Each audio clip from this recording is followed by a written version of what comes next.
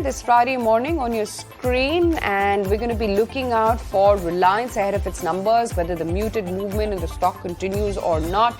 It is indeed a quiet start. We're just about hovering around that 11,650 level on your screens. Then 11,665 for the Nifty, flat start for the Sensex as well, and you've got the Nifty Bank, which is now lower by about 0.5% as we speak. So after that bit of a quiet start, we've soon drifted mildly into the negative territory. 0.5% higher, that's how Reliance is going into its earnings. But remember, start of this week onwards, you've seen quite a bit of price depreciation in the stock prices. So still hovering just about around that 20-30 kind of price rupee per share. Very quickly then, want to check in on some of the earnings contenders. Canara Bank, wherein the asset quality has improved, the profit has come in higher at 444 crore rupees. That should be reacting to its numbers. Blue Dart, wherein the Q2 profits have risen to 41.5%. So good set of earnings there. Similar is the case for the Laurus Labs as well. A Dhamaka set of earnings for the second quarter. Vodafone Idea, wherein the second quarter they've improved on the ARPU and the loss as well has narrowed. Let's see what this stock price is up to. And then, of course, Tata Chemicals as well, wherein the profit has come in lower by a solid 64%. That also should be absorbing the hit on its earnings in the second quarter. It's a long list of earnings today. It's not just Reliance, but you'll have earnings from a DLF, from a Jindal Steel, IndusInd Bank, UPL. These are going to be critical ones from a market perspective.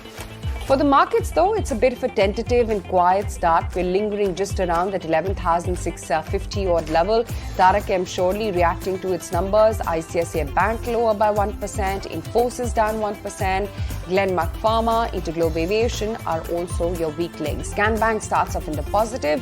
TVS Motors holds up 3%. Z, Shriram Transport, REC are some of the other winners. And from within the Nifty, it's L&T and Reliance which are really taking the lead. Besides, there's IndusInd and some of the technology plays also which are holding out. Avan, what are you spotting? Well, it's a measured move on the markets for sure, Aisha. You highlighted some of those numbers. There's also Welspun Corp that came out with its quarterly earnings, not all too impressive. Aztec Life Sciences, a solid jump in their PAT performance at 17 crores versus about 5.3 crores. A whole host of other earnings like JK Paper, where it was a bit of a disappointing quarter. Andhra Paper, which came out with its numbers, a loss of 16 crores versus a PAT of about 8 crores last year. For now, it's finance, banks, FMCG. They're taking a bit of a backseat. Media's holding out. Today, you've got energy, real estate, and we're just about flitting between the green and the red. But quite a different story it is for the broader universe. Take a look at the resilience that you're seeing. Quite a bit of conviction within the mid and the small caps as they're leaving the frontliners behind, and how.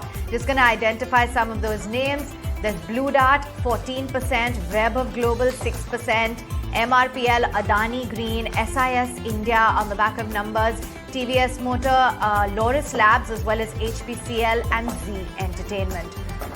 Kunal, let's get in a view as to how you're looking at the index open at the current levels. So, Avan, I think I would say it's a fair start for the markets because you don't have too many stocks which are going down quite I would say severely, at least in the first a few minutes of opening. There are in fact many green shoots which are available. So you have Z, you have Hindustan Petroleum, which looking attractive, Canara Bank, SRF. Many of these individual set of stocks, they are looking fairly attractive. So I would sense that in the start of the first series or the first day of the fresh series, you would generally expect more inclination from the F&O side of the traders to try and build into these positions. So I think the first hour remains more subdued and it remains very stock specific for individual names. Then I believe that that could be taken as a good positive sign. Now the only index to watch out for, I think, for the good part of the series should be the banking index because of the bent of the open interest on the banking side as compared to the benchmark Nifty. So I think that's where the bigger part of the queue probably originate for short-term traders.